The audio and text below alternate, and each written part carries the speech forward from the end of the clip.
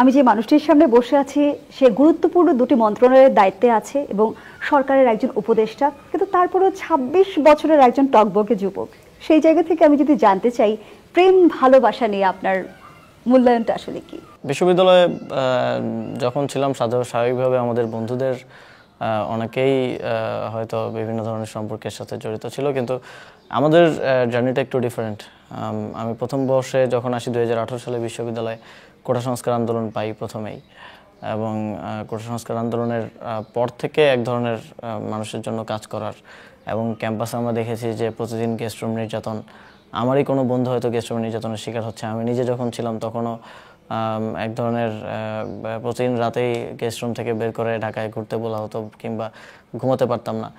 এই জায়গাগুলো থেকেই মূলত মনে হয়েছে যে আমাদের কিছু করার সুযোগ আছে, কিছু করার প্রয়োজন আছে। সেই জায়গা থেকে বেশিরভাগ সময়টাই গেছে স্টুডেন্ট অ্যাক্টিভিজম সাথে, এবং যেটা সে সময়ের প্র্যাকটিস ছিল যে আমাদের বন্ধুদেরও কেউ যদি বিসিএস এর প্রিপারেশন নিচ্ছে কিংবা চাকরি বাকরি করবে, সেও আমাদের সাথে মিশতে আসলে অতটা পাবলিকলি মিশতে কমফোর্ট ফিল করতো না। কারণ আমার সাথে যদি তাকে গোয়েন্দা সংস্থার লোকজন দেখে কিংবা ছাত্রলীগের লোকজন দেখে, তার একটা ব্যাড রিপোর্ট যাবে, তার চাকরিটা হবে না। আমার নামে 4টা মামলা ছিল সরকারের আসার আগে, এবং দুইটা মামলায় হচ্ছে 35 দিনের মতো জেলেও ছিলাম। তো ক্যাম্পাসে সাধারণত এ ধরনের আমরা যে 20-25 জন মানুষ ছিলাম, তাদেরকে একটু অ্যাভয়েড করে চলার একটা প্রবণতা সবসময় ছিল, বন্ধুদের মধ্যেও ছিল, সকলের মধ্যেও ছিল। এছাড়াও আমাদেরও একটা দেখা গেছে এই ধরনের কার্যক্রমে বেশি সবসময় মাথায় থাকতো যে আজকে একজন নির্যাতনের শিকার হলো, আজকে দেশে এটা ঘটলো, এটা নিয়ে কি করা যায়, কিভাবে প্রতিবাদ করা যায়। ফলে প্রেম ভালোবাসা কিংবা সম্পর্কের দিকে যাওয়ার সময়টা সেভাবে পাওয়া হয়ে ওঠেনি। এই উত্তরটিকে আমি কৌশলী উত্তর ধরে নেব আসিফ মাহমুদ। আমাকে বিশ্বাস করতে হবে কি যে আপনার জীবনে কখনোই প্রেম ভালোবাসা আসেনি? অনেক সময় সুযোগ সৃষ্টি হয়েছে, কিন্তু আলটিমেটলি হয়ে ওঠেনি, কিংবা হতে হয়নি হয়তো, এরকম। দর্শকদের জন্য কি বলতে চান দেশটা দেশের?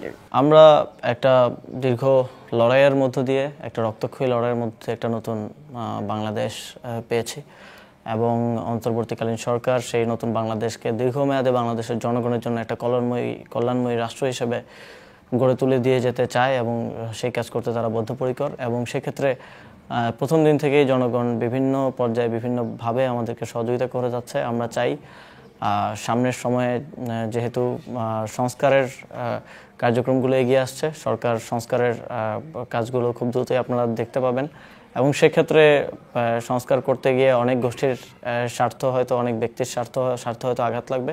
সেক্ষেত্রে জনগণের দিক থেকে সরকার সর্বোচ্চ সহযোগিতাটা চায় যেন সরকার এই সংস্কারগুলো করতে পারে, এবং বাংলাদেশে যেন কখনোই ফ্যাসিবাদ আর কোনো ফরম্যাটে ফিরে না আসতে পারে, কখনোই স্বৈরাচার কোনো ফরম্যাটে ফিরে না আসতে পারে। সেই জন্য একটা চিরস্থায়ী বন্দোবস্ত এই অন্তর্বর্তীকালীন সরকার করে দিয়ে যেতে চায়। এই এজেন্ডার সাথে বাংলাদেশের জনগণ আমাদের সাথে থাকবে, এবং জনগণের জায়গা থেকে এই সরকারও যদি কখনো তার পথচ্যুত হয়, সেক্ষেত্রে আমাদেরকে কারেক্ট করার জন্য যৌক্তিক সমালোচনা এবং সহযোগিতা করবে, পাশে থাকবে, এই প্রত্যাশা।